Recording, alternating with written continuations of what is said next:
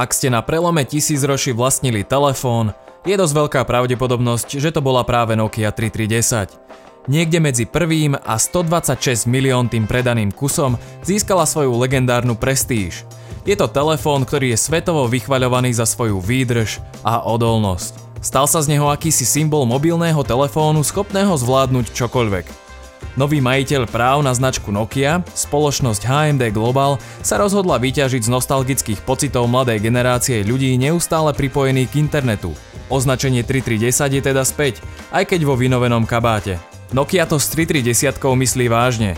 Telefón sa nedávno začal predávať v obchodoch po celom Slovensku s cieľom zaujať ľudí, pre ktorých je označenie Nokia stále vyjadrením niečoho, na čo sa môžu spoľahnúť. Pritom je to len tzv. Hlúpy telefón v novom šate.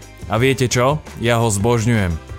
Nejde pritom ani o jeho spracovanie, ani o nič, čo by z neho robilo luxusné zariadenie, hoď aj v kategórii hlúpych telefónov.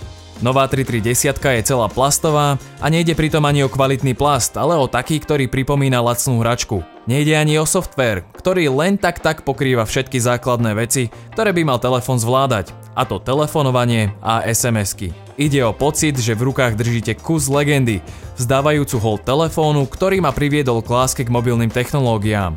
Nová 3310 má väčší, teraz aj farebný displej a veľmi základný fotoaparát. Keď ju priložím k jednému z dnešných smartfónov, je jasne vidieť, ako sa nám od roku 2000 zmenili priority. Spratnosť a výdrž batérie nahradili väčšie displeje a fotoaparáty, ktoré sa rovnajú, ak nie aj prekonávajú kompaktné kamery. Nokia sľubuje, že z novej 3310 vyžmýkate až 22 hodín nepretržitého telefonovania a až mesiac v režime standby. Je pekne vidieť, ako telefón, ktorý nebeží na sofistikovanom operačnom systéme, ktorý musí obslúžiť milióny pixelov, dokáže hospodáriť s tak malou batériou. Iste si spomínate na hardwareové tlačidlá starých telefónov, narvané jedno vedľa druhého.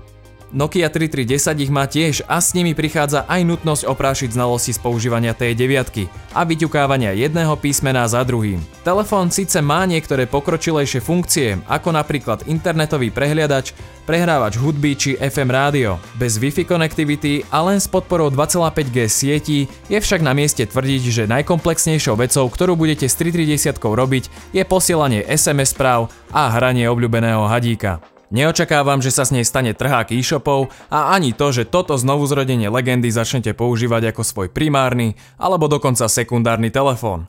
To v žiadnom prípade. Ide skôr o ódu na minulosť pre ľudí, ktorých baví retro a ktorých baví história telefónov. Nokia 3310 je na Slovensku dostupná za 59 € v 4 rôznych prevedeniach. Či si ju kúpite a zaspomínate so mnou aj vy, je už len a len na vás.